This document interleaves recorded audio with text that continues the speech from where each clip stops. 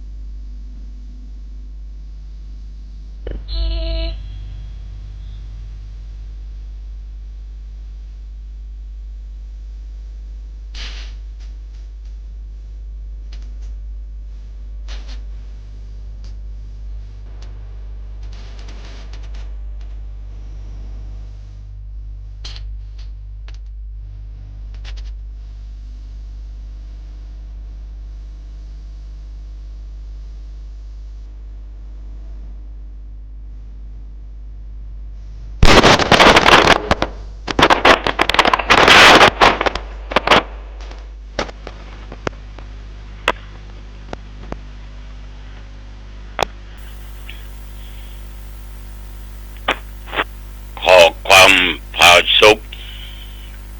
ความเจริญในศีลในธรรมจงบังเกิดแก่ญาติโยมท่านผู้ฟังทุกท่านทุกคนก็มาพบปะกันอีกเช่นเคยในรายการปกิณกะแห่งธรรมะโดยอาตมาภาพตุเจ้าวัดหนองตองแห่งดงจังหวัดเชียงใหม่พระโยมเป็นประจำทุกวันในเวลาเดียวกันนี้ตั้งแต่เวลาประเดี๋ยวนี้เป็นต้นไป30 นาทีโดยประมาณออกอากาศณทางสถานีวิทยุแห่งนี้เป็นประจำต้องขออนุโมทนาปูจาน้ำจิตน้ำใจของญาติของโยมท่านผู้ฟังทั้งหลายเป็นอย่างมากที่ติดตามฟังรายการนี้มาด้วยดีตลอดต่อไปเรามาปูจาพระรัตนตรัยไหว้พระสวดมนต์เนาะเพื่อเป็นมงคลต่อชีวิตตั้งใจเน้ออะระหังสัมมาสัมพุทโธภควาพระผู้มีพระภาคเจ้าเป็นพระอรหันต์ดับเพลิงกิเลสเพลิงทุกข์สิ้นเชิงตรัสรู้ชอบได้โดยพระองค์เองพุทธังภวันตังอภิวาเทมิข้าพเจ้าอภิวาทพระผู้มีพระภาคเจ้าผู้รู้ผู้ตื่นผู้เบิกบานกราบพระพุทธสวากขาโตภควตาธัมโมพระธรรมเป็นธรรมที่พระผู้มีพระภาคเจ้าตรัสไว้ดีแล้วธัมมังนัมมัสสามิข้าพเจ้านมัสการพระธรรมกราบพระธรรมสุปฏิปันโนภควโตสาวกสังโฆ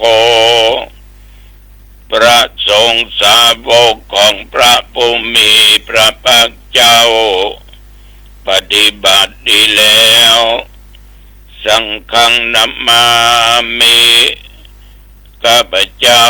นอบน้อมพระสงฆ์กราบพระสงฆ์นะโมตัสสะภะคะวะโตอะระหะโตสัมมาสัมพุทธัสสะนะโมตัสสะภะคะวะโตอะระหะโตสัมมาสัมพุทธัสสะนะโมตัสสะภะคะวะโตอะระหะโตสัมมาสัมพุทธัสสะพุทธังสรณังคัจฉามิธัมมังสรณังคัจฉามิสังฆังสรณังคัจฉามิตุติยัมปิพุทธังสร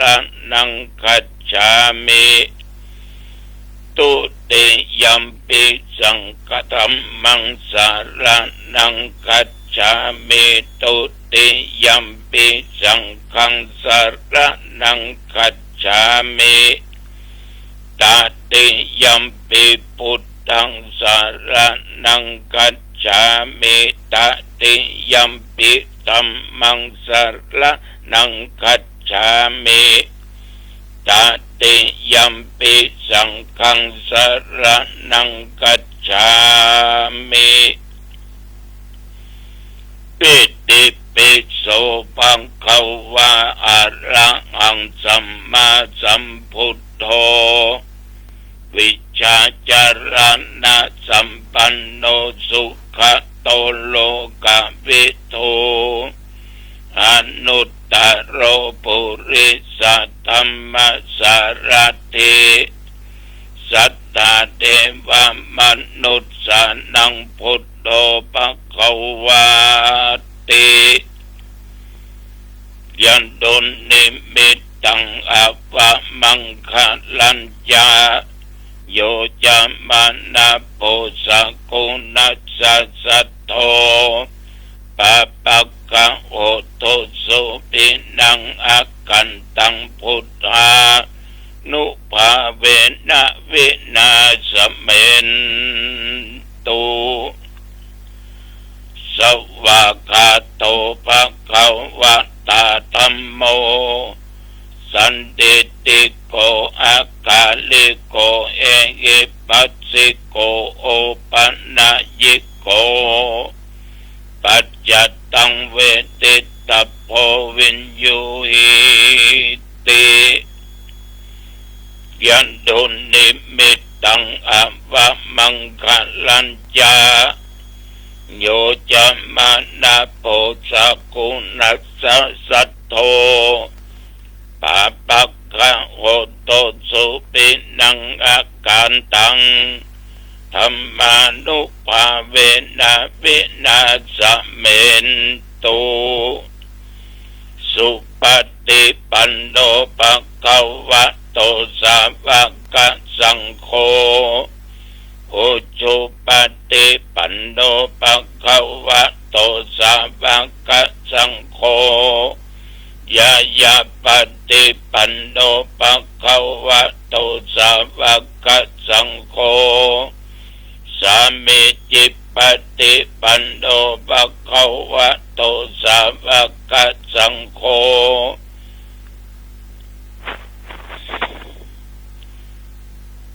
ยะติตังจัตตาลิปุริสยุคานิอัตถปุริสปุคลาเอสะภะคะวะโตสาวกสังโฆอาหุนายโยปะหุนายโยทักขินายโยอัญชลิกรณิโยอนุตตรังปุญญเขตังโลกัสสาติยันโดนิมิตตังอวะมังคลัญญาโยจามาโพสกุณัสสะโตปะปะกะโอโตสุปินังอากันตังสังฆานุภาเวนะวินาสเมนตุยัตโตหังภะคินิอะลิญาญาชาติยาชาโตนาปิจานามิสันจิจาปันนังชีวิตาโวโรเปตาเตนะสัจเจนะโสติเตโอตุโสติกัปปัสสะโคจังโคสติสังฆโตธัมมานังวิจโยตถาวิริยัมปิติปัสสติโพชังคาจัตถาปะเรสัมมาตุเปกะโพชังคาสัตเตเตสัพพทักษินามุนินาสัมมาทัคาตาภาเวตาภาอุลิกตาสังวัต ตันเตอปิญญาญาณิพพานายะจะโพธิยาเอเตนะสัจจวัชเชนะโสติเตโอตุสัพพทาเอกัสสมิงสัมมาเยนะโทมุขันลานัญจกัสสปังกิลานิตุกิเตติสวะโพชังเกสัตตะเตสัญเยเตจะตังอภินันติตวาโรคามุจจิงสุตังคะเนเอเตนะสัจจวัชเชนะโสติเตโอตุสัพพทาเอกทาตัมบราชาปิเกลันเยนะปิปิริโตจุนดาเตเลนะตัญเยนะพันนาเปตวานะสัตลังสัมโมทิตวาจะอาภาตาตัมหาบุตตาสิทานะโสเอเตนะสัจจวัชเชนะโสติเตโอตุสัพพทาปะหินาติจะอาภาตาตินันนัมปิมะเยสินังมัคคะอัตตกิเลสวะปัตตานุปัตติธัมมตังเอเตนะสัจจวัชเชนะโสติเตโอตุสัพพทาสักกัตตัวพุทธรัตนังโอสัตตังอุตตมังวะลังวิตังเตวมนุสสันดังพุทธเตเชนะโสตินา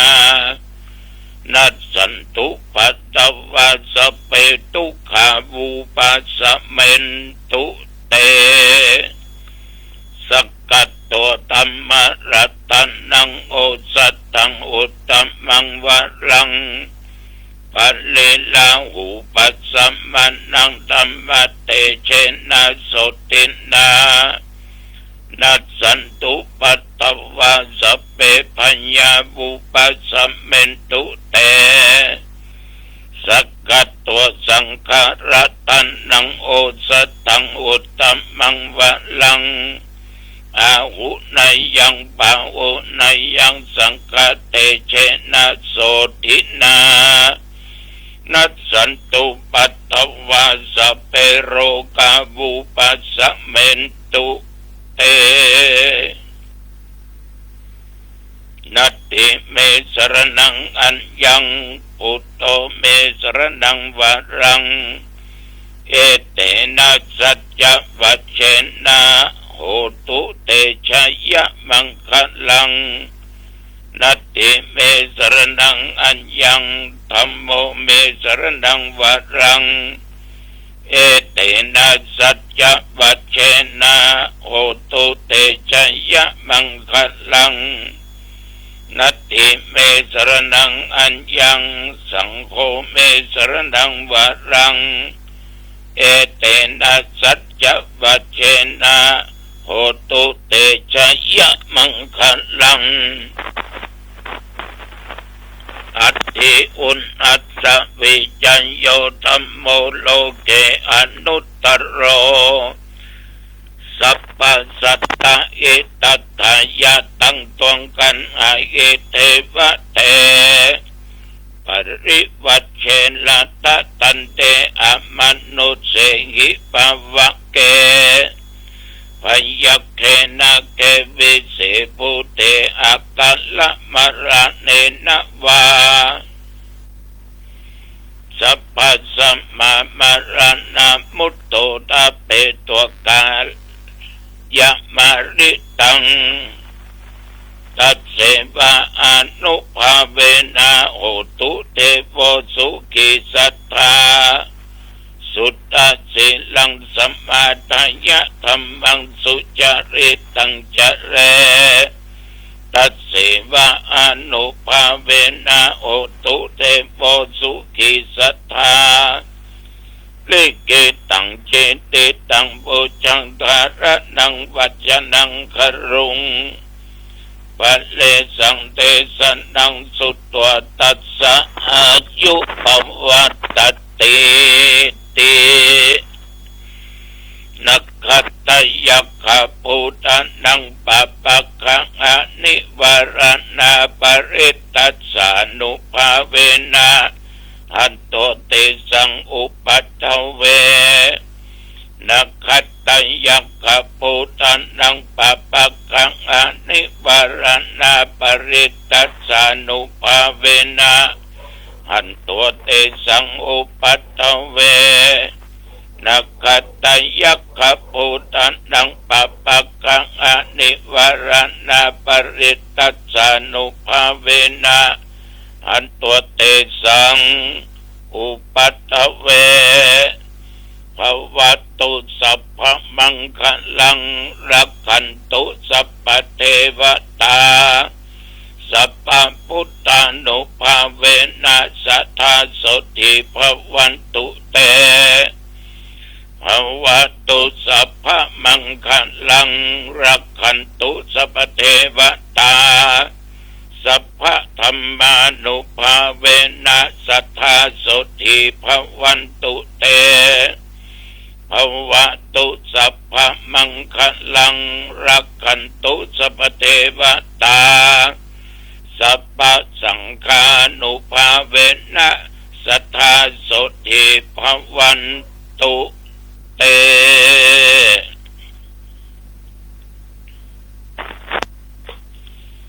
โดยบทพุทธานุภาพธรรมานุภาพสังฆานุภาพ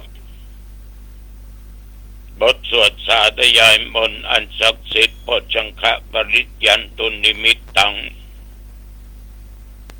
สักกตัวนัตติเมอัตติกุณัสสวิจัยโยนักขัตตยักษ์มนต์พระคาถาเหล่านี้ตลอดคุณพระพุทธพระธรรมพระสงฆ์จงปกป้องคุ้มครองรักษายังข้าพเจ้าและญาติโยมเท่าแก่ลุงกำจะยิ่งต้านผู้ฟังทั้งหลายขอคุณแห่งพระพุทธพระธรรมพระสงฆ์บทสวดมนต์อันศักดิ์สิทธิ์จงมากำจัดโรคภัยไข้เจ็บโลกาเปียธิอันหนักอันร้ายที่เกิดนอกกายในสรีระร่างกายหมอยุกหมอยาก็มาหายกินยาก็มาหายขอให้อันตรธานสัวหายมีความสุขกายสบายใจเดินทางเป็นเหนือใต้ทุกออกไกลใต้เดินทางด้วยความปลอดภัยปราศจากอุทกภัยวาตภัยอัคคีภัยโรคาภัยอุปัฏฐิภัยอย่าได้มากำมากาอย่าได้เกิดมีมาแก่ข้าพเจ้าและญาติโยมขอจงมีแต่ความสุขความเจริญด้วยสติปัญญาจำเริญในกิจการงานต่างๆที่ญาติโยมพึงกระทำอายุวันนะสุขภละจงบังเกิดมีแก่ทุกคนเจริญพรกรมอุตุได้ประกาศบอกตักเตือนระวังเรื่องฝนเรื่องลมเรื่องลูกเห็บนับตั้งแต่ตะวันวามาจนถึงปัจจุบันประเดี๋ยวนี้24 ชั่วโมงโยมและอาตมะอยู่ด้วยบุญด้วยกรรมที่ดีสร้างมาจึงผ่านไปและจะต้องผ่านไปจนถึง120 ปีตั้งแต่กินงงายมาจนถึงปัจจุบันประเดี๋ยวนี้ตะวันนี้ญาติโยมฉันเจ้าแล้วก็ไม่ได้ไปไหนอยู่วัดอยู่ว่าฉันเพ็ญแล้วสักบึดสักเมื่อทางเทศบาลหนองตองพัฒนาเอารถมารับไปเพราะจะมีเจ้าหน้าที่ประเมินผลงานต่างๆของทางเทศบาลใน200 กว่าเทศบาลนั้นคัดเหลือ30น้องตองเขารอบไป30ทั่วประเทศแล้วจะต้องคัดเหลือ5จึงจะได้โล่ได้รางวัล แต่ว่าก็คือการเสวนากันไปเจ้าหน้าที่ที่เป็นคณะกรรมการจากนั้นมาก็กลับมาวัดอาบน้ำอาบท่าก็พักผ่อนมาจนตราบปัจจุบันประเดี๋ยวนี้วันนี้ก็จะไปสวดพุทธมนต์ถวายเป็นพระราชกุศลแด่สมเด็จพระเจ้าลูกเธอเจ้าฟ้าพัชรกิติยาภาที่วัดเทพประสิทธิ์ต้นเนื้อตำบลบ้านแหวนอำเภอหางดงวันนี้เวลาบ่าย2 โมงเนอะเจริญพรญาติโยมเนอะพรุ่งนี้ที่วัดขุนคงหลวงเวลาบ่าย2 โมงเช่นเดียวกันนิมนต์พระสงฆ์องค์เจ้าสวดพุทธมนต์เจริญจิตภาวนาถวายเป็นพระราชกุศลแด่สมเด็จพระเจ้าลูกเธอเจ้าฟ้าพัชรกิติยาภาศรัทธาสาธุชนญาติโยมท่านผู้ฟังตะวันนี้ได้นั่งนั่งจาสนทนาธรรมกับโยมหลายอย่างหลายประการด้วยกันที่จะเบิ่นมาตานกันเข้าแล้วก็ถึงเรื่องในเหตุการณ์ปัจจุบันที่เกิดขึ้นกับตัวเจ้าพ่องกับอันนั้นกับอันนี้พี่น้องชาวบ้านพ่องเพิ่งก็ตั้งประเด็นว่าหลวงพ่อสังคมประเดี๋ยวยังแย่อาตมาก็ตอบว่ามันก็เป็นเรื่องธรรมดาของสัตว์โลกสัตว์โลกหรือมนุษย์เอาที่เกิดมาในโลกเนี่ยมนุษย์คือผู้มีจิตใจสูงแต่ถ้ามันไร้ศีลไร้ธรรมใดมันต่ำหรือสัตว์เดรัจฉาน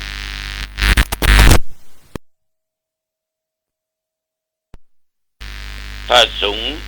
อยู่ได้ดีก็อยู่ด้วยศีลด้วยธรรมฉะนั้นคนเอาถ้าขาดศีลขาดธรรมใดความบรรลัยจะเกิดขึ้นนับว่าหลวงพ่อพากันตัก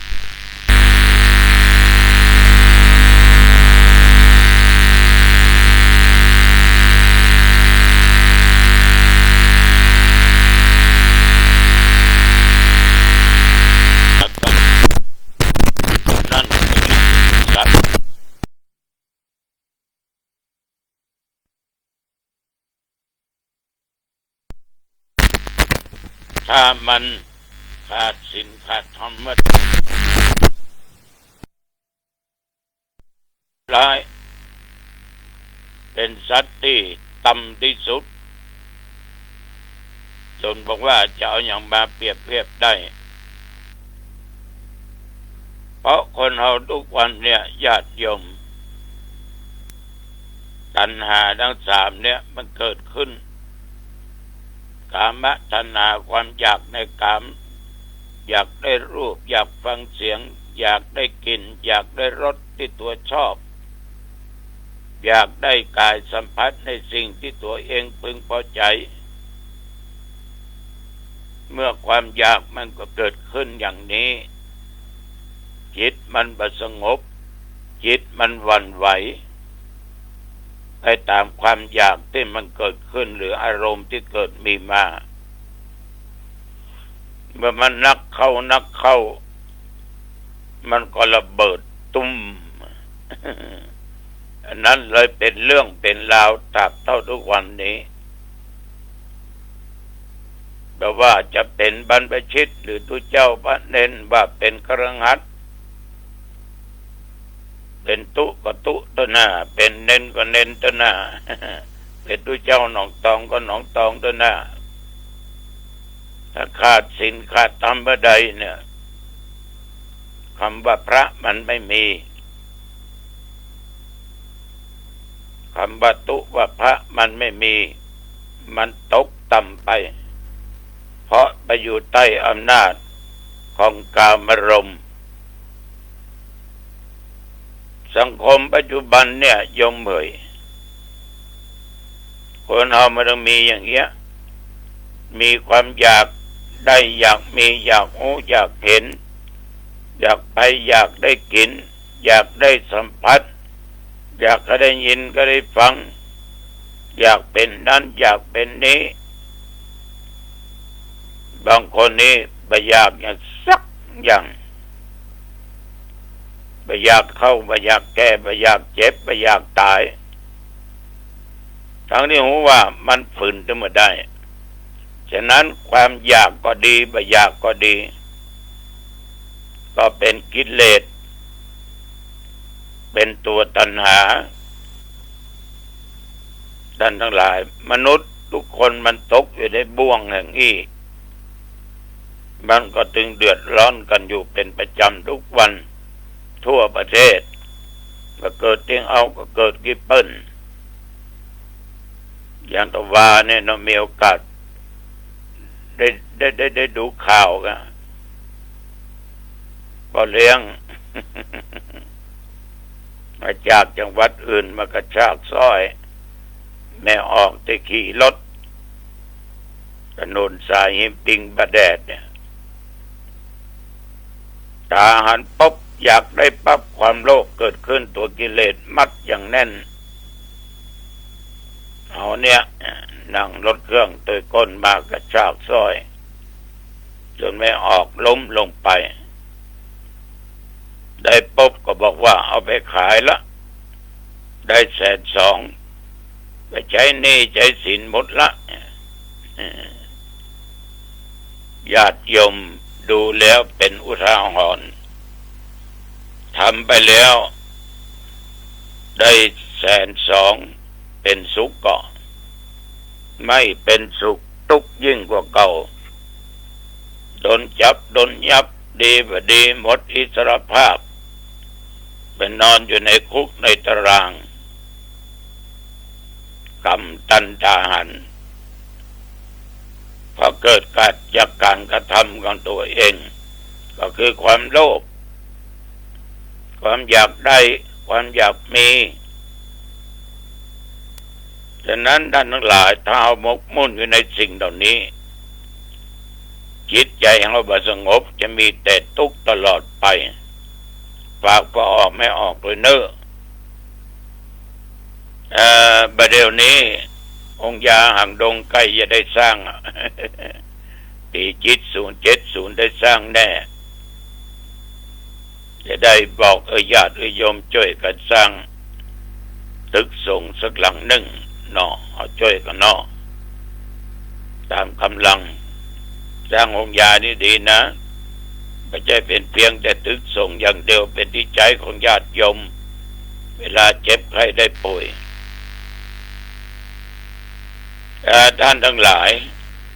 วันนี้ปะกันที่ต้นเนื้อทางที่9พบปะกันวัดคุณคงเอาละขอความผาสุกความเจริญในธรรมยงบังเกิดมีแก่ญาติโยมทุกท่านทุกคนอายุวันโนสุขังพลังพบกันใหม่โอกาสหน้าเจริญพร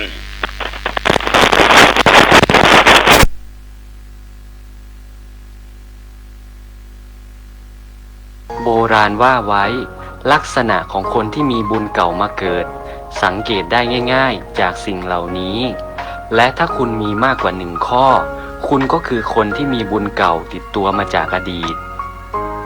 1. คนที่มีอายุยืนเพราะในอดีตไม่ทำร้ายใครไม่ทำร้ายสิ่งมีชีวิตทั้งหลายผลบุญก็เลยส่งผลมายังปัจจุบันทำให้อายุยืนยาวกว่าใครๆ 2. คนที่มีพลานามัยสมบูรณ์เพราะในอดีตนั้นคนเหล่านี้มักจะให้ทานด้วยข้าวปลาอาหารมากมายในชาตินี้ก็เลยมีสุขภาพที่ดีกินข้าวได้อิ่มนอนหลับได้อย่างสบาย 3. คนที่มีผิวพรรณดีเพราะในอดีตนั้นได้รักษาศีลและให้ทานด้วยเสื้อผ้าเครื่องนุ่งห่มในชาตินี้ก็เลยมีผิวพรรณที่เปล่งปลั่งสดใสรูปงามกว่าใครๆ 4. คนที่ไม่เจ็บไม่ป่วยเพราะในอดีตนั้นไม่รังแกใครไม่ยุ่งเรื่องของใครไม่ทำสิ่งไม่ดีกับคนอื่น ในชาตินี้ก็เลยมีร่างกายที่ดีและสมบูรณ์ครบ 32 5. คนที่มีอำนาจมีคนเกรงใจเพราะในอดีตนั้นมีมุทิตาจิตใครทำความดีก็อนุโมทนาให้ไม่อิจฉาริษยาใครในชาตินี้ก็เลยมีคนนับหน้าถือตามีอำนาจมีบริวารมากมาย 6. คนที่ฉลาดและมีสติปัญญาเป็นเลิศเพราะในอดีตคบแต่คนมีความรู้คบบัณฑิตคบแต่คนดีๆฝึกสมาธิเจริญปัญญาอยู่เป็นประจำในชาตินี้ก็เลยเป็นคนฉลาดหัวไวมีสติปัญญาเป็นเลิศ 7. ผู้ที่ร่ำรวยมีทรัพย์สินมากมาย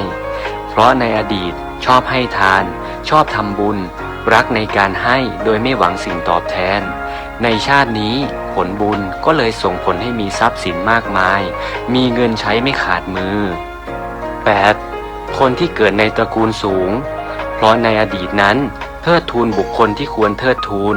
ทำดีกับพ่อแม่ชีวิตเทิดทูนแต่สิ่งดีๆในชาตินี้ก็เลยทำให้มีชาติกำเนิดที่ดีอยู่สุขสบายเกิดในตระกูลที่สูงส่ง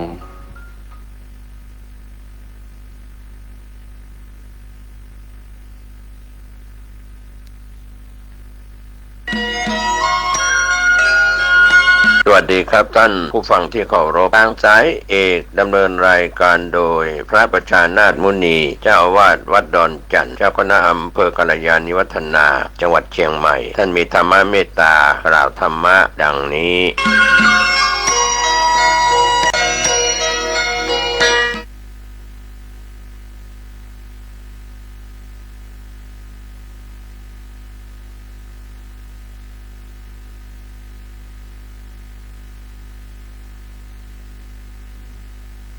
ให้กับชีวิตชีวิตต้องจบด้วยธรรมธรรมเท่านั้นจะทำให้ชีวิตเปลี่ยนแปลงไปสู่ความดีงามงอกงามคำว่าการพัฒนาจิตนั้นต้องอาศัยศีลสมาธิปัญญาศีลสมาธิปัญญาเป็นผู้พัฒนากายของเราจิตของเราใจของเรา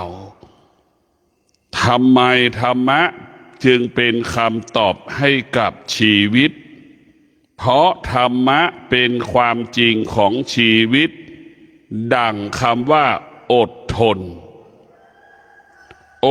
นชนะสำเร็จนี่คือความจริงของคนทุกคนคนทุกคนจะประสบความสำเร็จได้ต้องอาศัยความอดทนพวกเราทั้งหลายธรรมะคือคำตอบของชีวิตธรรมะตอบโจทย์ชีวิตเราได้ดังสามีภรรยาดำรงตนด้วยศีลชีวิตของเรือนของสามีภรรยาคู่นั้นมั่นคงนี่แหละธรรมะคือคำตอบให้กับชีวิตครอบครัวจะมั่นคงได้เมื่อสามีภรรยาดำรงตนด้วยศีลทั้ง5 ข้อศีลถึง5 ข้อนั้นจึงคำตอบให้กับสามี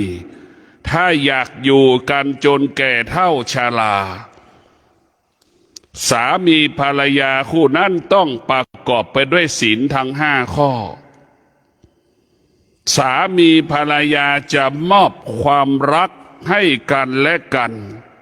สามีภรรยาคู่นั้นก็ต้องดำรงตนด้วยศีลทั้ง5 ข้อ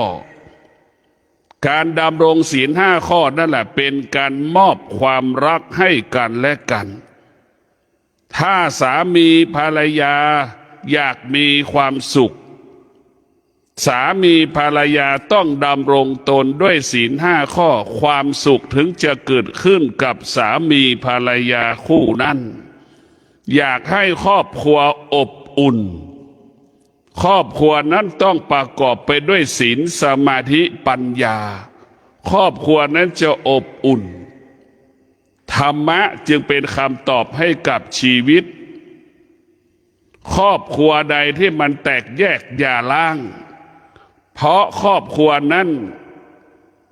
ล่วงละเมิดศีลทั้ง5 ข้อครอบครัวนั้นไม่ได้ประกอบไปด้วยศีลทั้ง5 ข้อ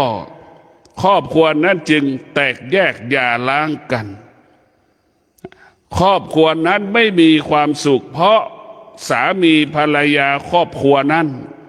ไม่ดำรงตนด้วยศีลดังเช่นสามีบางคนดังเช่นภรรยาบางคน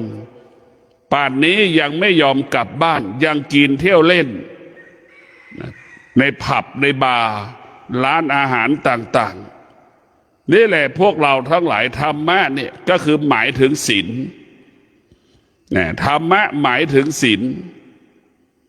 โดยเฉพาะศีลเนี่ยมันเป็นหลักการครองเรือนศีลเป็นหลักการครองเรือนสามีภรรยาจะอบรมกันก็ต้องเอาศีลเนี่ยมาเป็นเครื่องอบรมคำว่าไม่ดีก็ต้องเกิดจากศีลสามีไม่ดีก็คือสามีนั้นล่วงละเมิดศีลภรรยาไม่ดีก็เมื่อภรรยานั้นล่วงละเมิดศีลอันนี้คือแหละเป็นแก่นของความว่าความดีพวกเราทั้งหลายคำว่าไม่ดีต้องเกิดจากการล่วงละเมิดศีลเท่านั้นคำว่าดีเกิดจากการดำรงตนด้วยศีลเกิดจากการประพฤติตนด้วยศีลทั้ง5 ข้อจึงเป็นสามีที่ดีจึงเป็นภรรยาที่ดีซึ่งกันและกันเมื่อสามีภรรยาดำรงตนด้วยศีลเป็นที่ไว้ใจซึ่งกันและกันแต่เมื่อไว้ใจเชื่อกันและกันกินก็มีความสุขตื่นก็มีความสุขทำงานก็มีความสุขปฏิบัติหน้าที่ก็มีความสุขเพราะไม่มีเรื่องความทุกข์ใจทรมานใจกังวลใจให้กับกันและกันแต่พวกเราทั้งหลายพระเจ้าธรรมะคือคำตอบให้กับชีวิต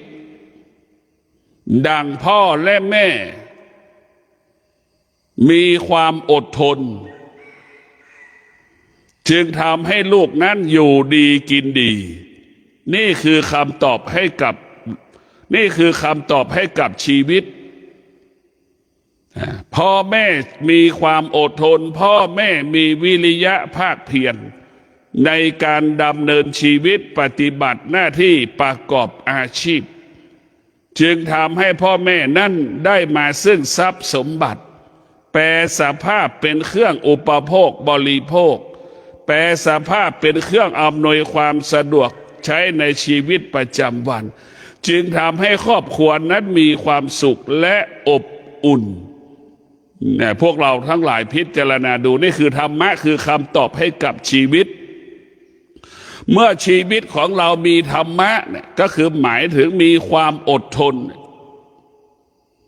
เนี่ยความอดทนปกติชีวิตมนุษย์เนี่ย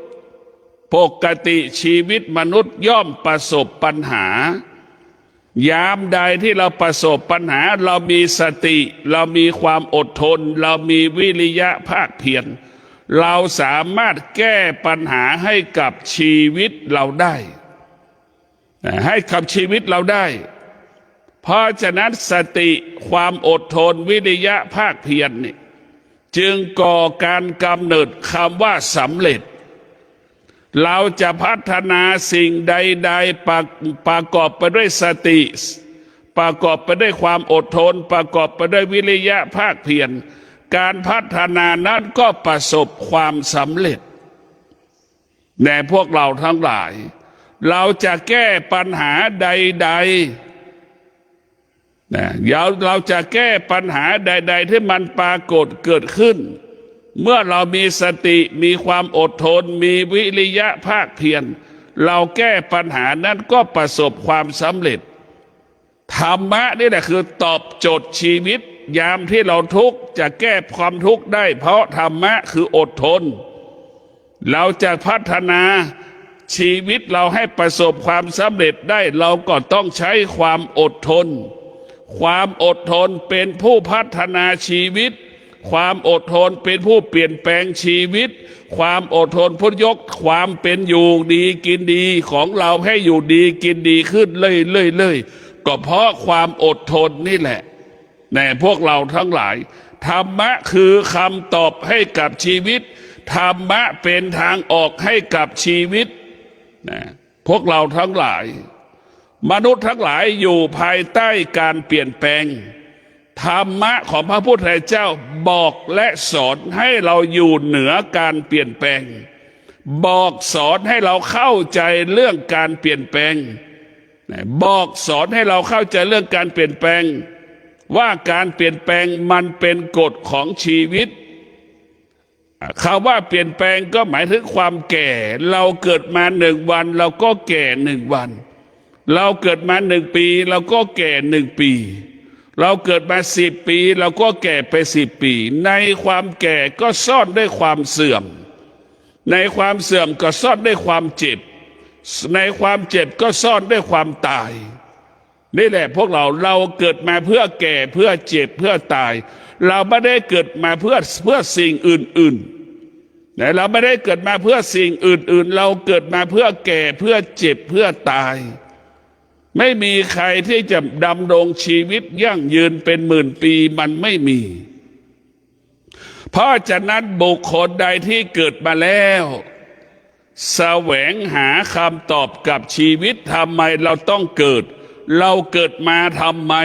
เกิดมาแล้วมาทำอะไรนี่99%ไม่มีใครรู้ทุกคนรู้ว่าเราเกิดมาจากกิเลสตัณหาราคะของพ่อของแม่พ่อแม่เป็นตัวกิเลสพ่อแม่เป็นตัวตัณหาพ่อแม่เป็นตัวราคะ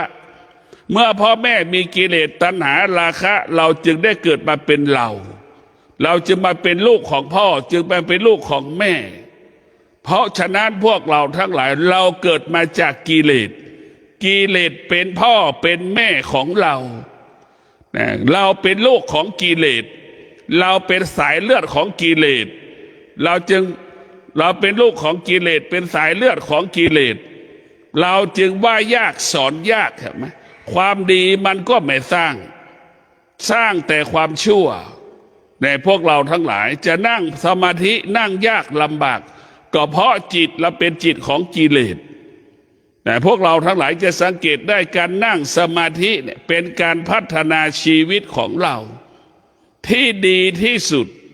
ในการนั่งสมาธิเป็นการพักผ่อนให้กับจิตให้จิตพักผ่อนให้กายพักผ่อนเราเกิดมาจิตเราไม่เคยพักผ่อนเราเกิดมาร่างกายเราไม่เคยพักผ่อนเราใช้กายยิ่งกว่าใช้รถแท็กเตอร์อีกเราใช้จิตของเราเนี่ยยิ่งกว่าใช้รถแมคโครอีก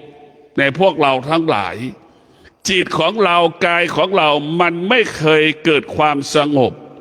พระพุทธเจ้าจึงให้เรานั้นมาพัฒนากายมาพัฒนาจิตให้กายเราสงบให้จิตเราสงบโดยการนั่งสมาธิการนั่งสมาธิก็คือให้เรามีสติและสัจจะข้าพเจ้าจะนั่งสมาธิ30 นาทีระหว่างข้าพเจ้านั่งสมาธิ30 นาทีข้าพเจ้าจะไม่ขยับเท้าขวาเท้าซ้าย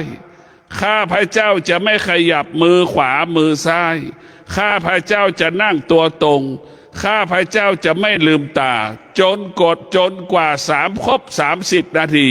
ข้าพเจ้าถึงจะเปลี่ยนในอริยบทนี่แหละคือการพัฒนากายนี่คือการพัฒนาจิตเมื่อกายมันเกิดความเจ็บปวดจิตก็ไม่สำแดงอาการเพราะเราเอาจิตไปควบคุมกายเพราะกายมันต้องอาศัยจิตต้องอาศัยกายมันจะต้องรวมกันเป็นหนึ่งเนี่ยพวกเราทั้งหลายกายของเราจิตของเราเนี่ยเหมือนมะม่วงโชคอนันต์กับเขียวเสวยนะเรามาเสียบกิ่งท้ายสุดมะม่วงโชคอนันต์เขียวเสวยกลายเป็นเนื้อเดียวกันกลายเป็นต้นจาก 2,000 กลายเป็น 1,000 ลำต้นเป็นโชคอนันต์ยอดเป็นเขียวเสวยเห็นไหมพวกเราพิจารณาดู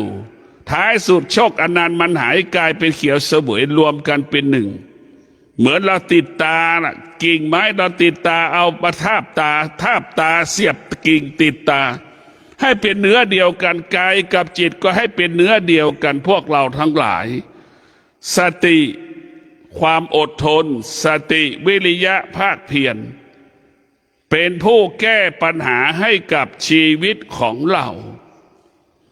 สติความอดทนสติวิริยะภาคเพียรเป็นผู้เปลี่ยนแปลงชีวิตเป็นผู้ตอบโจทย์ชีวิตของเราในพวกเราทั้งหลายใครเกิดมาไม่ประสบกับความทุกข์ไม่มีเมื่อเราจะพ้นทุกข์ได้เมื่อเรามีสติและความอดทนเมื่อเรามีสติและวิริยะภาคเพียรความทุกข์เหล่านั้นจะเกิดได้แล้วก็หายจากเราไปหรือความทุกข์เหล่านั้นเกิดขึ้นได้แล้วเราจะอยู่เหนือมันเราจะไม่ตอบสนองมันเราจะควบคุมความรู้สึกของเราไม่ให้ไปยึดติดความเจ็บปวดของร่างกาย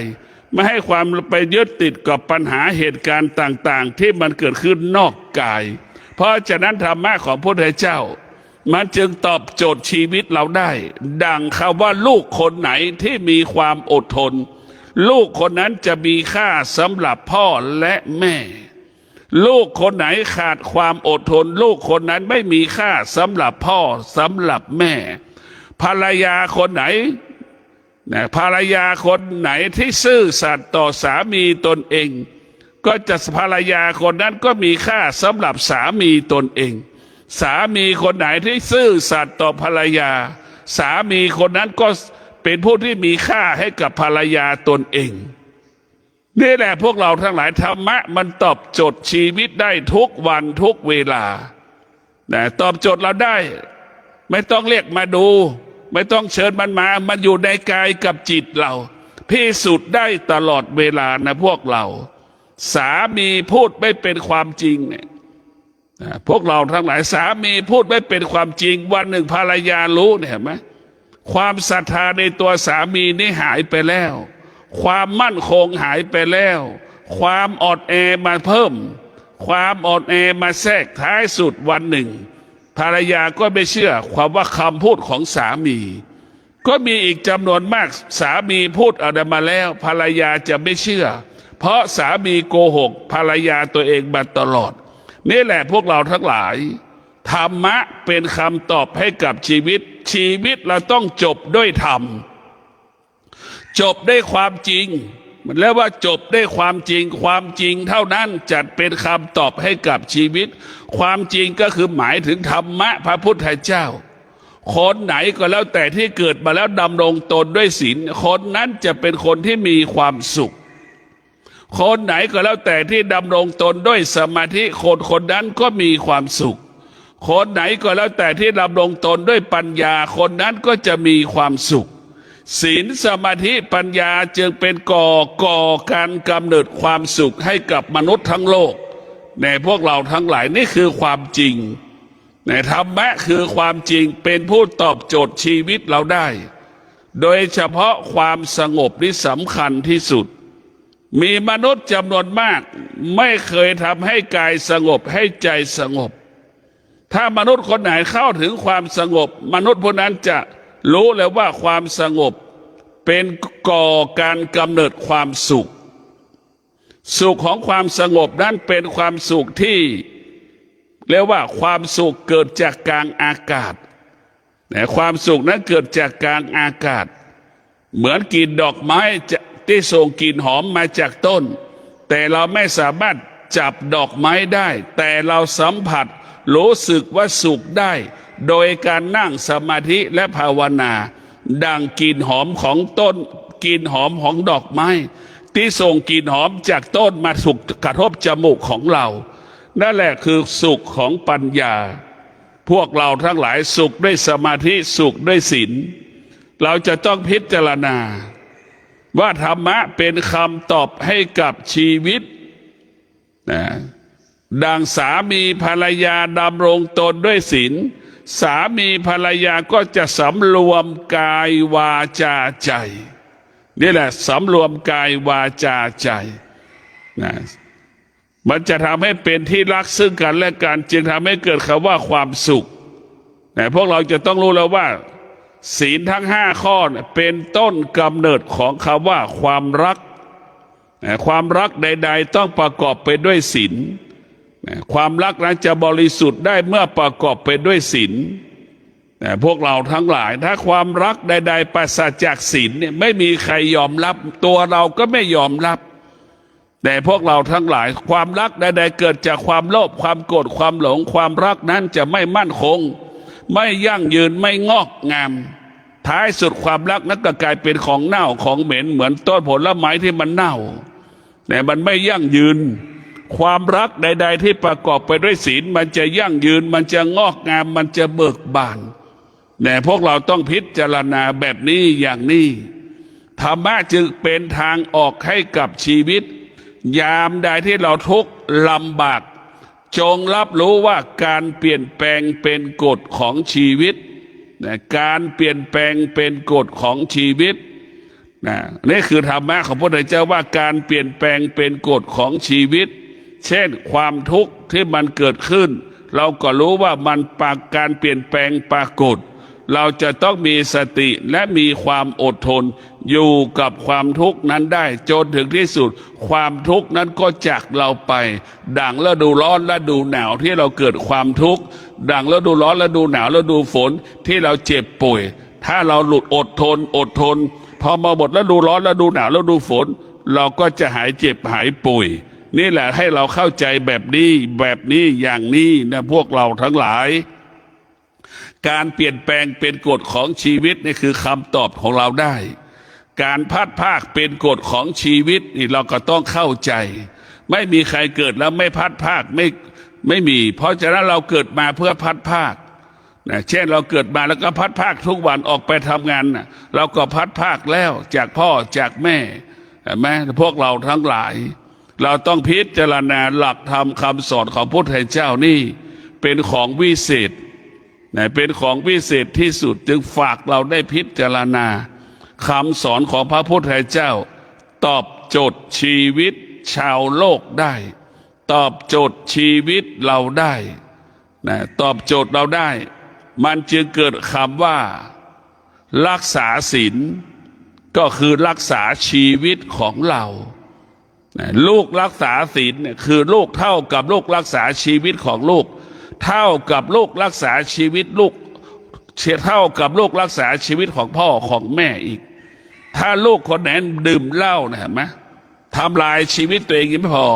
ทำลายชีวิตพ่อแม่อีกยามแก่เฒ่ามาใครดูแลพ่อแม่เรา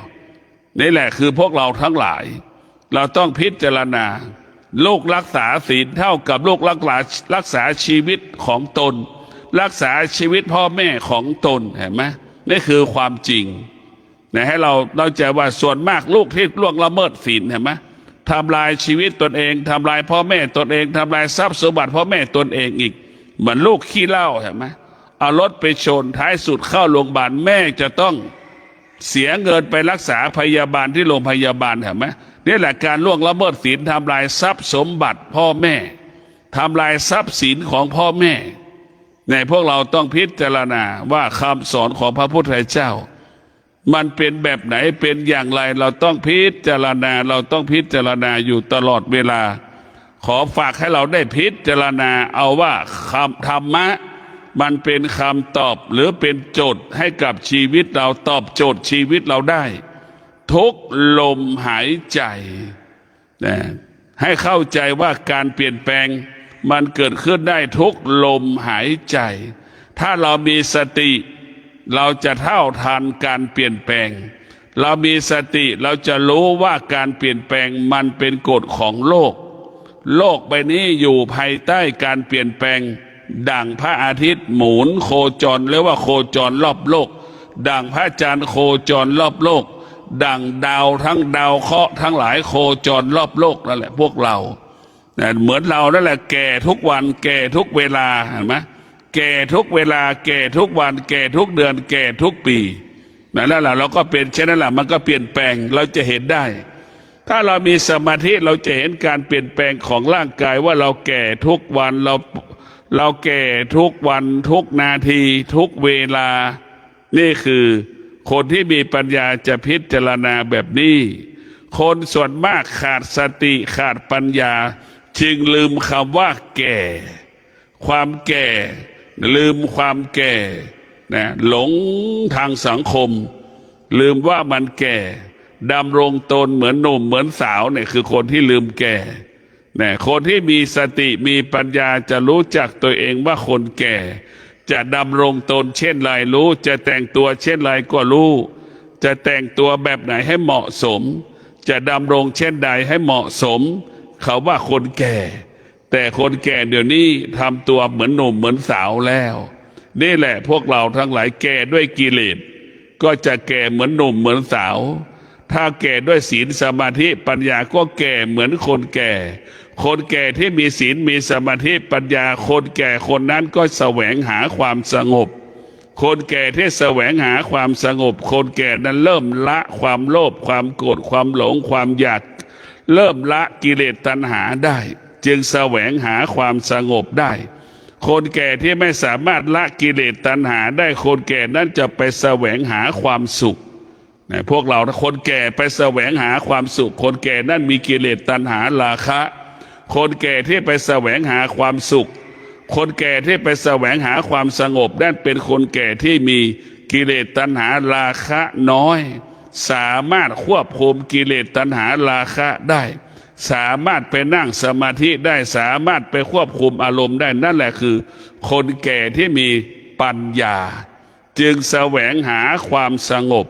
จึงให้ค่าความสงบจึงให้ความสำคัญกับความสงบ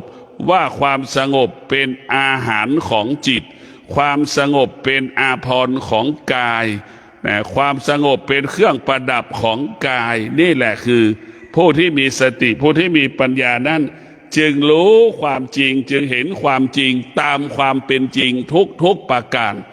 พวกเราทั้งหลายแต่ส่วนมากเราไม่เห็นความจริงคนแก่แสวงหาความสุขเป็นที่รังเกียจของลูกหลานไม่เป็นที่เคารพรักของลูกหลานคนแก่ที่มีปัญญาคนแก่ที่มีธรรมะเป็นที่เคารพรักของลูกหลานเห็นไหมเป็นที่เคารพรักลูกหลานคนแก่ที่ไปแสวงหาความสงบคนแก่ที่มีปัญญา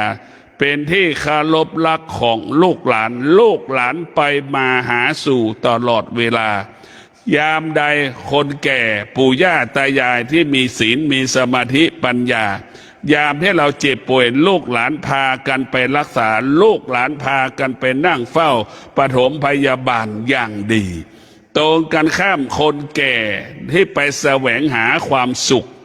แก่ด้วยกิเลสแก่ด้วยตัณหาแก่ด้วยราคะยามที่เจ็บป่วยลูกหลานไม่พร้อมที่จะพากันไปรักษาลูกหลานก็จะหลบหลีกไม่อยากพาลูกพ่อแม่ไปไม่พาคนแก่นั้นไปรักษาพอรักษาเสร็จก็จะไปเสวยความสุขไปอยู่กับความสุขหาความสุขอีกพวกเราจะเห็นได้ว่าคนแก่ที่ไปแสวงหาความสุขนั้นลูกหลานจะไม่ให้ความเคารพลูกหลานจะไม่ให้ความนับถือนี่แหละพวกเราทั้งหลายธรรมะคือตอบโจทย์ชีวิตเราได้เราจะแก่ด้วยธรรมะหรือจะแก่ด้วยกิเลสเลือกเอาเองถ้าเราแก่ด้วยธรรมะเป็นที่เคารพรักของลูกหลานทุกคนลูกหลานไปมาหาสู่ตลอดเวลาแก่ด้วยธรรมะไม่อดไม่อยากไม่ลำบากลูกหลานซื้อข้าวปลาอาหารเครื่องอุปโภคบริโภคอุดมสมบูรณ์ทุกอย่างแก่ด้วยธรรมะจึงทำให้ชีวิตคนแก่อุดมสมบูรณ์ไปด้วยเครื่องอำนวยความสะดวกกินอยู่ก็มีความพร้อมทุกอย่างคนแก่ที่ขาดธรรมะเนี่ยคนแก่ไม่มีธรรมะคนแก่ไปแสวงหาความสุขอดอยากลำบากต้องพึ่งพาตนเองพึ่งพาตนเองไม่มีใครช่วยเหลือนี่คือลำบากที่สุดยามเจ็บป่วยไม่มีใครจะไปมาหาสู่เวลาเจ็บป่วยก็มีใครหาสู่ลูกเราจำไว้นะลูกของเราต้องการความจริงเราก็ต้องการความจริงดังที่บอกแล้วความจริงก็คือธรรมะธรรมะในตอบโจทย์ชีวิตเราได้เห็นไหมเมื่อเราต้องการให้ลูกหลานดูแลเราเมื่อเราต้องการให้ลูกหลานอยู่ใกล้เราต้องดำรงตนด้วยศีลสมาธิปัญญาศีลสมาธิปัญญาเปรียบเสมือนของหอมเปรียบศีลสมาธิปัญญาเปรียบเสมือนของเย็น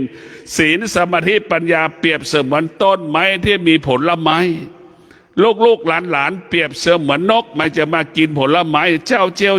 เห็นไหมนั่นแหละลูกหลานเปรียบเสมือนนกเมื่อพ่อแม่มีศีลมีสมาธิปัญญาเหมือนต้นไม้ที่มีลูกมีผลนกจะมาเกาะมากินตลอดเวลา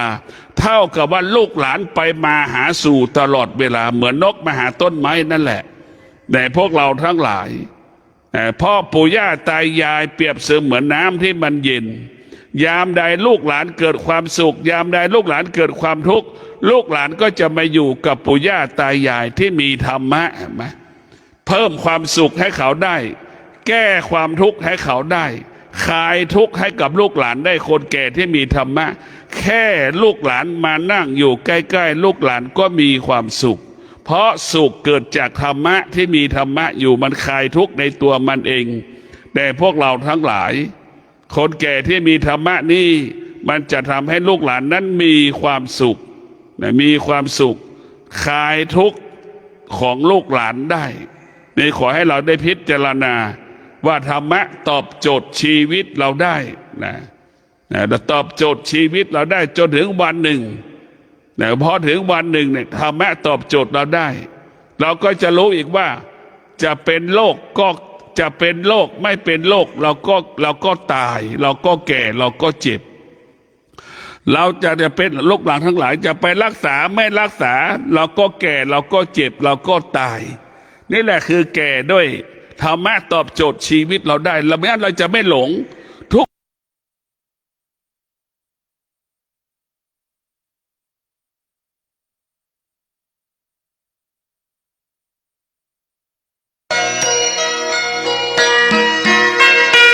ที่ท่านได้รับฟังจบลงไปแล้วนั้นเป็นรายการทางสายเอกดำเนินรายการโดยพระประชานาถมุนีเจ้าคณะอำเภอกัลยาณิวัฒนาเจ้าอาวาสวัดดอนจันทร์ตำบลทัตรามอำเภอเมืองเชียงใหม่จังหวัดเชียงใหม่เชิญท่านติดตามศึกษาธรรมะการปฏิบัติธรรมได้ในข่าวครั้งต่อไปสำหรับวันนี้สวัสดีครับ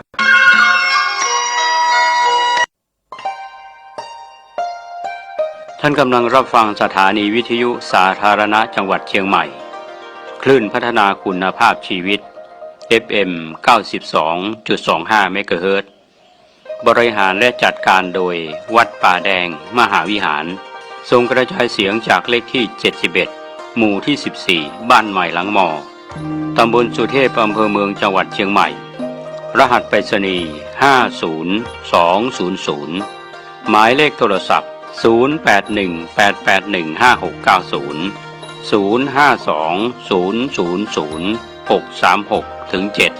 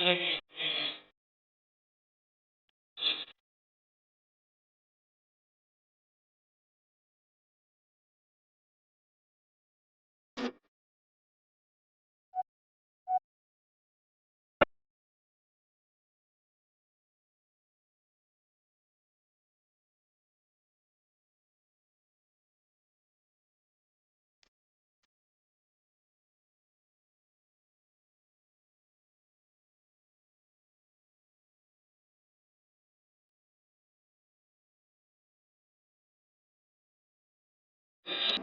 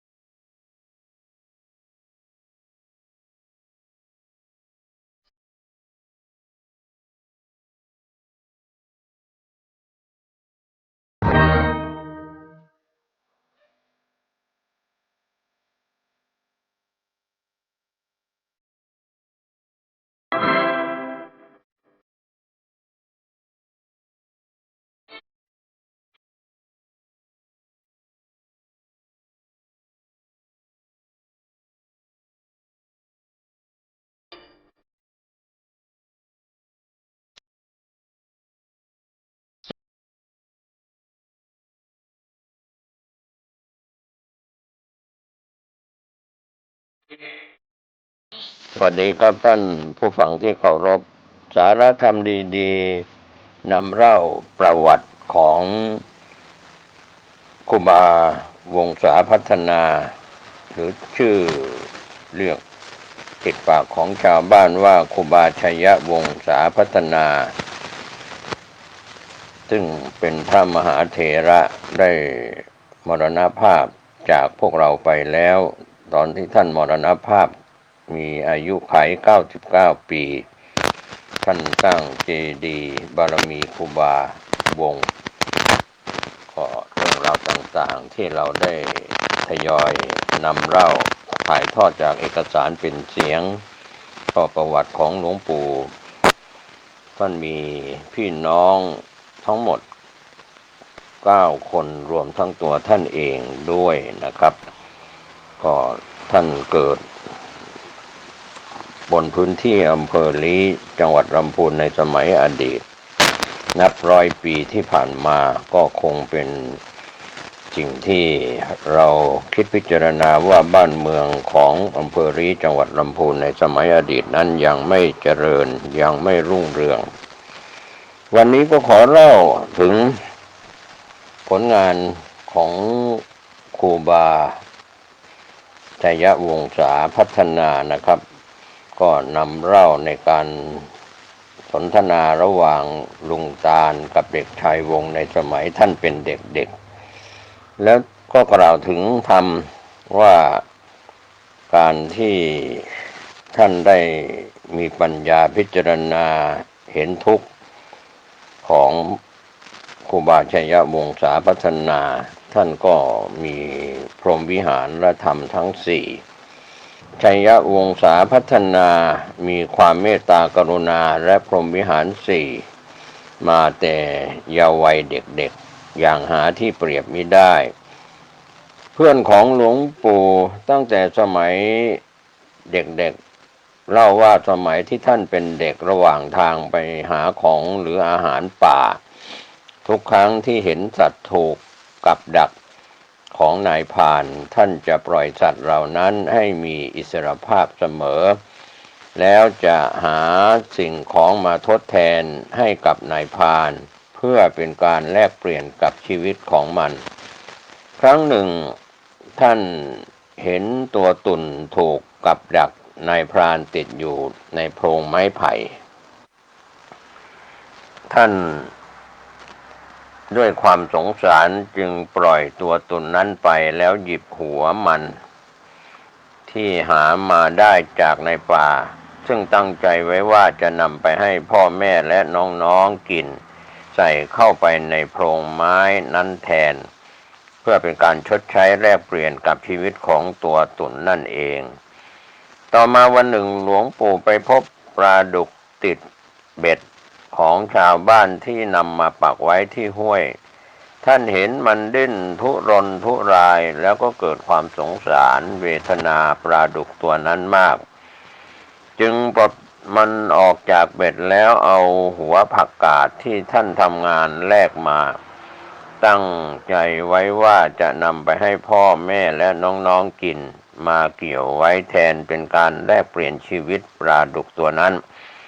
หลวงปู่ได้เมตตาบอกถึงเหตุผลที่กระทำเช่นนั้นว่าในเวลานั้นท่านมีความเวทนาสงสารสัตว์เหล่านั้นจึงได้ช่วยชีวิตของมันไว้ท่านมักจะสั่งสอนลูกศิษย์อยู่เสมอว่าชีวิตของใครใครก็รักทั้งนั้นเราทุกคนควรจะเมตตาตัวเองและเมตตาต่อผู้อื่นอยู่เสมอในโลกนี้จะได้มีความสุขด้วยความที่ท่านเป็นผู้ที่ไม่ชอบผิดศีลมาตั้งแต่เด็กๆเห็นว่าคนอื่นจะผิดศีลข้อปาณาติบาตการฆ่าสัตว์ตัดชีวิตก็รู้สึกสงสารทั้งผู้ทำปาณาติบาตฆ่าสัตว์และผู้ถูกฆ่าคือสัตว์นั้นท่านไม่อยากเห็นพวกเขามีเวรมีกรรมกันต่อไปแต่ในขณะเดียวกันท่านก็ไม่ต้องการให้ตัวเองต้องผิดศีลโดยไปลักขโมยของผู้อื่นในเวลานั้นท่านไม่รู้ว่าจะทำอย่างไรดีจึงต้องหาสิ่งของมาตอบแทนให้กับเขาแต่ในบางครั้งก็ไม่มีสิ่งของมาแลกกับชีวิตของสัตว์เหล่านั้นเหมือนกันแต่ท่านจะช่วยปล่อยมันให้เป็นอิสระแล้วก็นั่งรอนายพรานจนกว่าเขาจะมาและก็ขอเอาตัวเองชดใช้แทนซึ่งหลวงปู่ได้เล่าว่าบางคนก็ไม่ถือสาเอาความ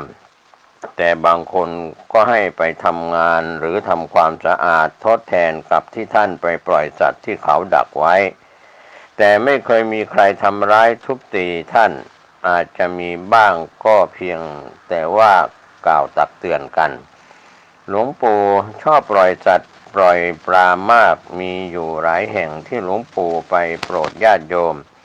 แล้วญาติโยมซื้อสัตว์มาให้ปล่อยสัตว์พวกนี้ดีใจมากที่ชีวิตจะได้อิสรภาพขณะที่หลวงปู่ปล่อยสัตว์โดยเฉพาะสัตว์น้ำเช่นปลาช่อนปลาดุกปลาหมอเหมือนหนึ่งว่ามันไม่อยากจากหลวงปู่ไปเมื่อให้ศีลให้พรจะดำผุบดำโผอยู่ที่หน้าหลวงปู่เป็นเวลานานบางตัว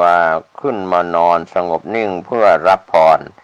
บางตัวขึ้นมาเคล้าเคลียที่เท้าของหลวงปู่ที่จุ่มลงไปในน้ำแสดงความรักและความเมตตาจิตที่ได้รับจากหลวงปู่สมัยเมื่อหลวงปู่จำพรรษาอยู่ป่าแม่ละได้4 ปีช้างจะมาล้อม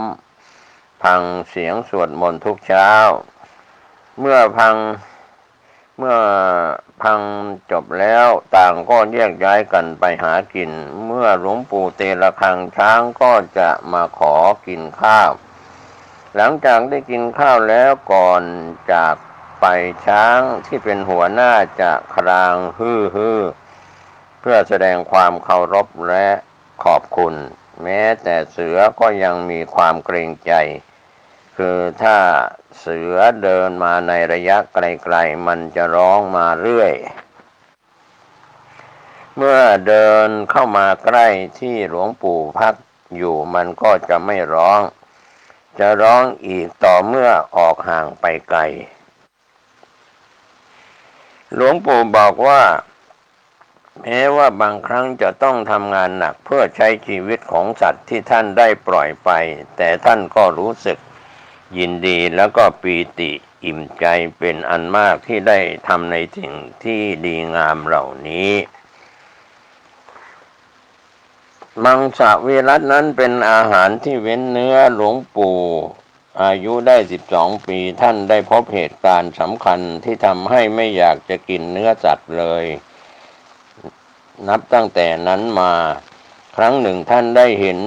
พญากวางใหญ่ถูกนายพรานยิงแทนที่พญากวางตัวนั้นจะร้องเป็นเสียงสัตว์มันกลับร้องโอยโอยโอยโอยเหมือนเสียงคนร้องแล้วสิ้นใจตายในที่สุดและเมื่อท่านไปอยู่กับครูบาชัยลังกาซึ่งไม่ฉันเนื้อสัตว์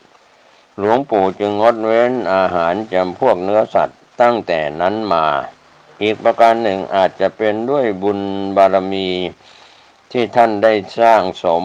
มาแต่อดีตชาติ ประกอบกับได้เห็นความทุกข์ยากของสัตว์ต่างๆที่ถูกทำร้ายจึง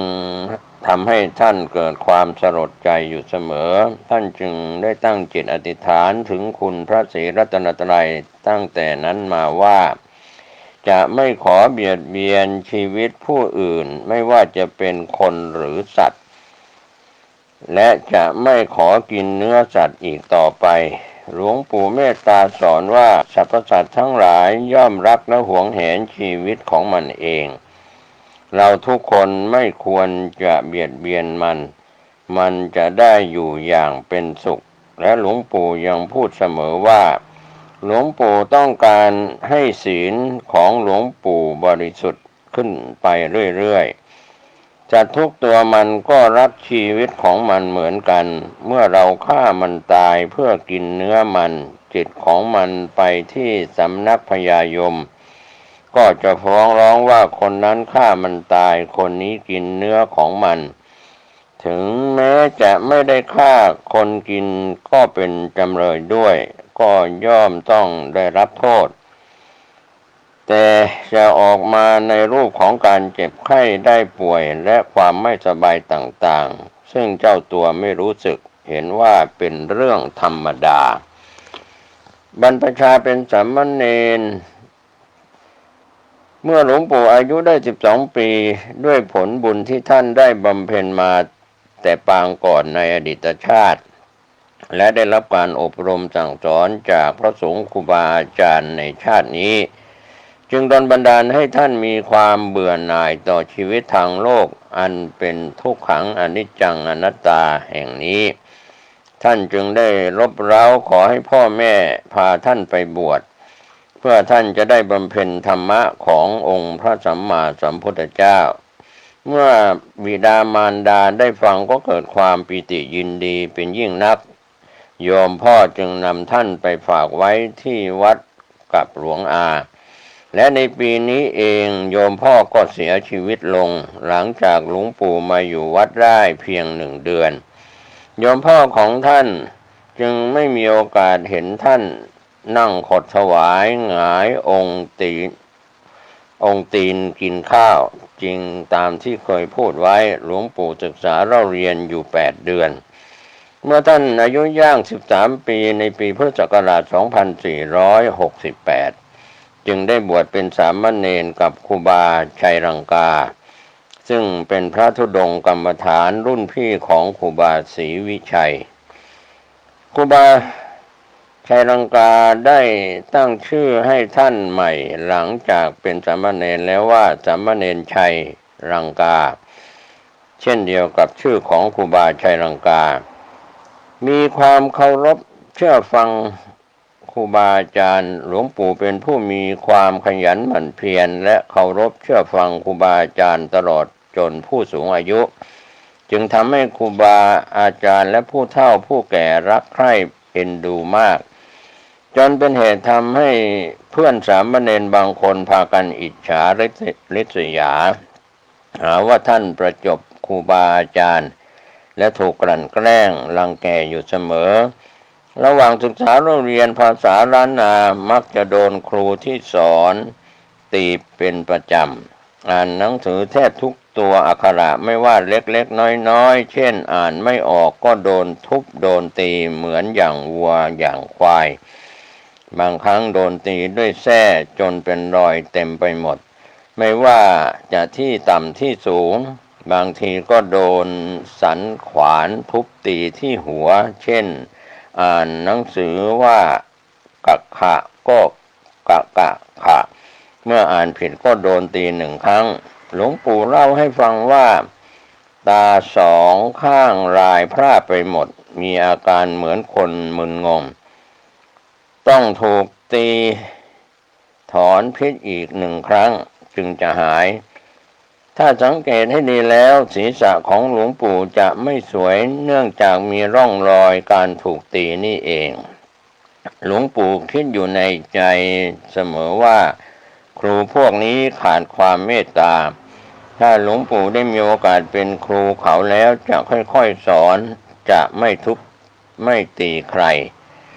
เมื่อใดที่หลวงปู่อยู่ห่างจากครูบาอาจารย์เป็นต้องถูกรังแกเสมอทำให้การอยู่ปรนนิบัติติดตามครูบาอาจารย์เป็นไปอย่างไม่มีความสุขเมื่อยามหลับนอนบางครั้งก็โดนเอาทรายมากรอกปากบ้างเอาไฟเผามือเผาเท้าบ้างไฟเย็นไปฟ้องก็ไม่ได้ถูกรุมตีไปทางครูตีมาหาเพื่อนตีเวลาฉันข้าวก็ฉันไม่ได้มากเพราะถูกรังแกระหว่างฉันอยู่ถูกพระเนนองค์โน้นบ้างองค์นี้บ้างหยิบเอาข้าวเอากับในสำรับไปกินหลวงปู่ถูกกลั่นแกล้งทุกอย่างแต่ก็ตัวขันติบารมีความอดทนอย่างยิ่งของท่านจึงสามารถฟันฝ่าอุปสรรคได้ตลอดมาครั้งหนึ่งในขณะที่ท่านกำลังฉันข้าวอยู่พวกที่เป็นศัตรูกับท่านได้นำเอากระโถนของครูบาชัยลังกาซึ่งท่าน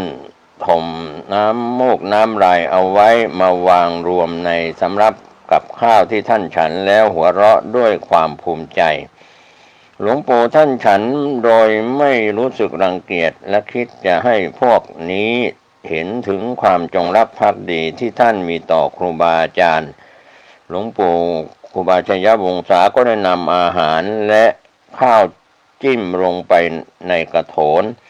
แล้วหยิบขึ้นมาฉันอย่างปกติผู้แกล้งหลวงปู่ต่างอาเจียนไปตามๆกันด้วยความรังเกียจและโดยปกติแล้วหลวงปู่ครูบาชัยวงศามักจะดื่มน้ำล้างกระโถนของครูบาชัยลังกาเป็นประจำโดยการเทน้ำมูกน้ำลายทิ้งเสียก่อนครั้งหนึ่งจากนั้นเอาไปน้ำเปล่าเทผสมลงไปกับน้ำมูกน้ำลายที่ยังติดคราบกระโถนอยู่ก่อนดื่มท่านอธิษฐานจิตขอให้เป็นผู้มีปัญญาเฉลียวฉลาดยิ่งขึ้นไปด้วยความเคารพกตัญญูต่อครูบาอาจารย์หลวงปู่ครูบาชัยวงศาต้องการที่จะปฏิบัติกรรมฐานเพื่อมรรค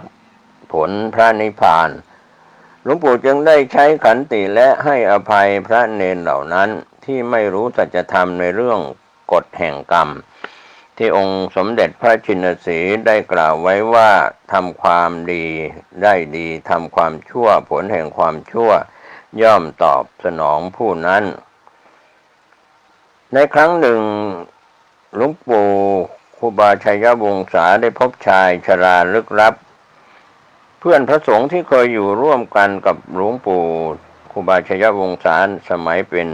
สามเณรได้เล่าว่าหลวงพ่อวงเป็นผู้มีขันติและอภัยทานสูงส่งจริงๆครั้งหนึ่งหลวงปู่เคยถูกเนรองค์อื่นซึ่งไม่ควรจะถือว่าเป็นพระหรือเนรเอาน้ำรักทาไว้บนที่นอนของท่านในสมัยนั้นยังไม่มีไฟฟ้าและเทียนก็หาได้ยากจึงมองไม่เห็นเมื่อหลวงปู่นอนลงไปน้ำรักก็ได้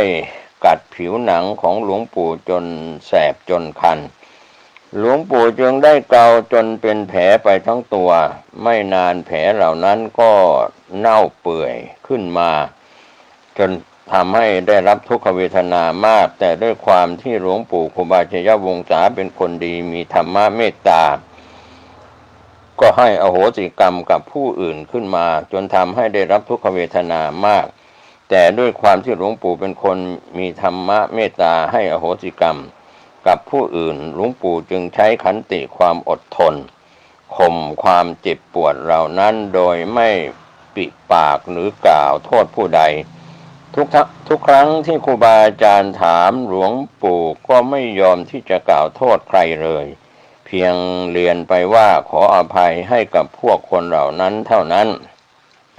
และขอยึดเอาคำของครูบาอาจารย์มาปฏิบัติเพื่อจะได้ไม่มีเวรกรรมกันต่อไปในอนาคตและเพื่อความหลุดพ้นจากวัฏสงสารเวียนว่ายตายเกิดแห่งนี้ จะได้เข้าสู่นิพพานดังที่ครูบาอาจารย์ได้อบรมสั่งสอนมาด้วยความยาก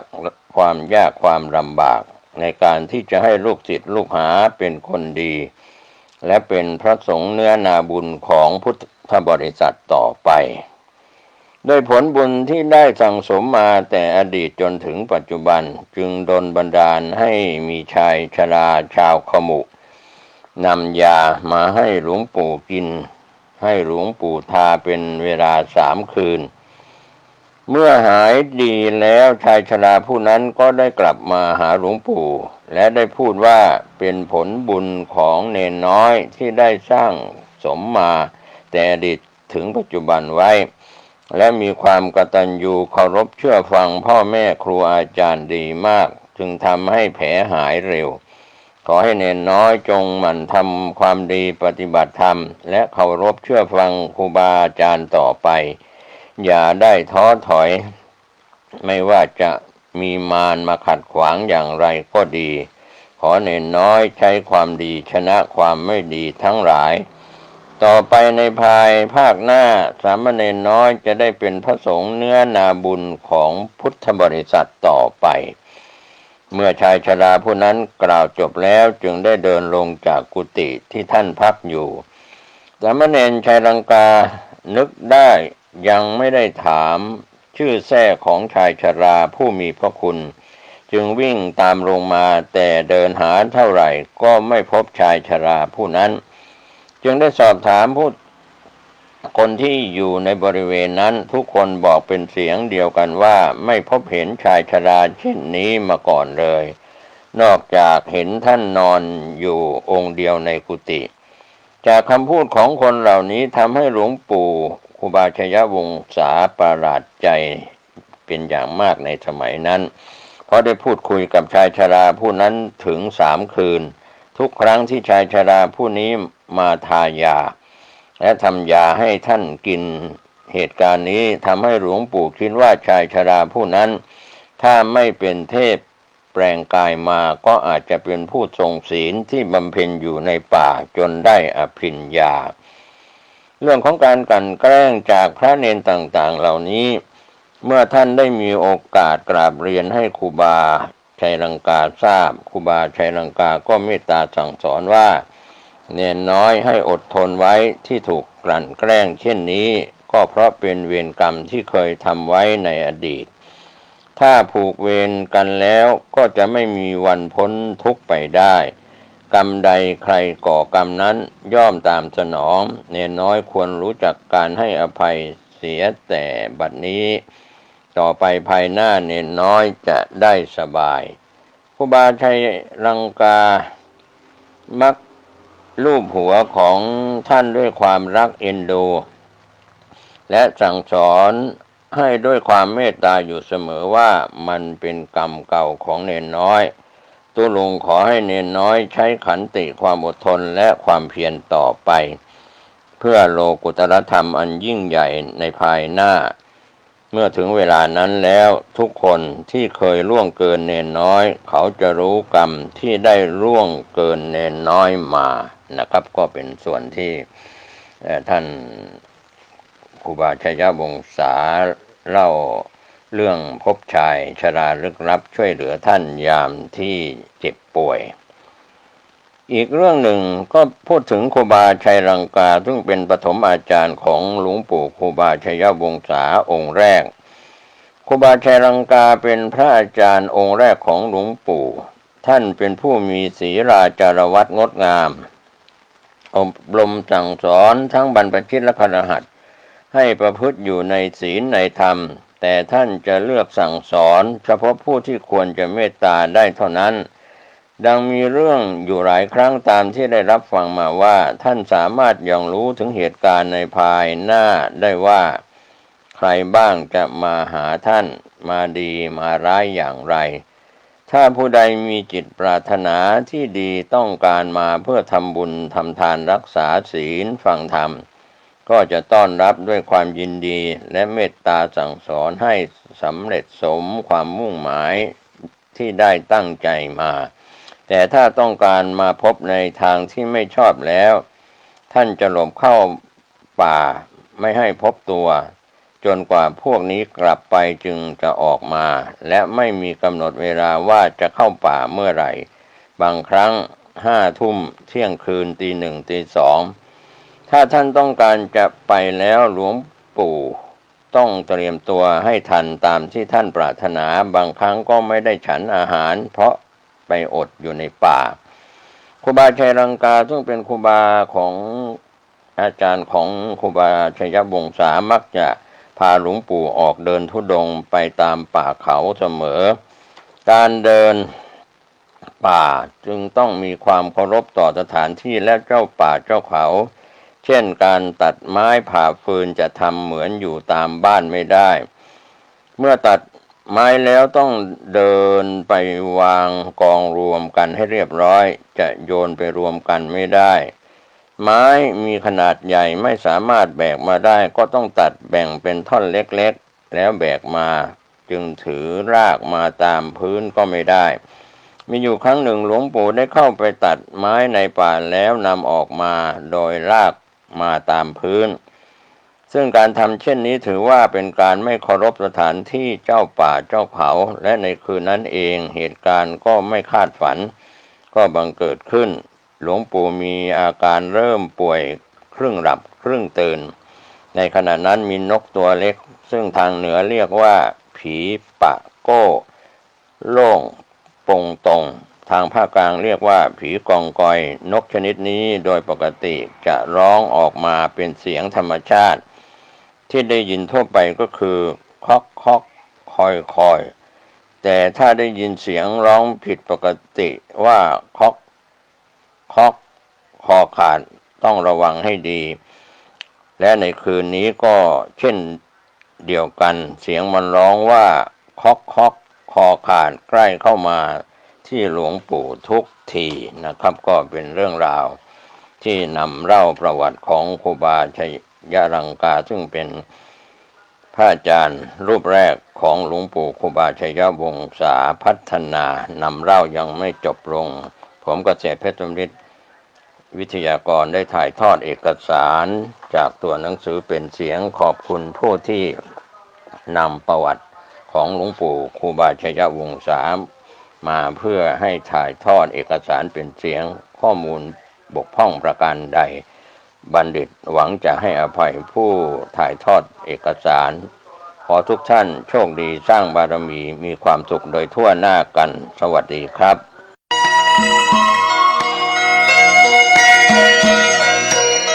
สารเพื่อการประชาสัมพันธ์โครงการปรับภูมิทัศน์และพัฒนาปรับพื้นที่รอบโบสถ์วัดป่าแดงมา